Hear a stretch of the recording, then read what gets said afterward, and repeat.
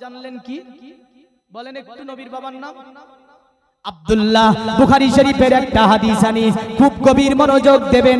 আমার নবীজি সাহাবীদেরকে বলছে, শোনো আমার সাহাবীরা, আমার পিতার নাম হচ্ছে আব্দুল্লাহ। আব্দুল্লাহর পিতার নাম ছিল আব্দুল মুতাল্লিব। আব্দুল মুতাল্লিবের পিতার নাম ছিল হাসিম। হাসিমের পিতার নাম ছিল আব্দে মানাফ। আব্দে মানাফের পিতার নাম ছিল কুসাই। কুসাইয়ের পিতার নাম ছিল কিলাব। কিলাবের পিতার নাম ছিল মুররা। মুররার পিতার নাম ছিল কাব। কাবের পিতার নাম ছিল লুয়া। লুয়ার পিতার নাম ছিল গালিব। গালিবের পিতার নাম ছিল ফেগের। ফেগের পিতার নাম ছিল মালিক। মালিকের পিতার নাম ছিল নাদার। নাদারের পিতার নাম ছিল কেনানা।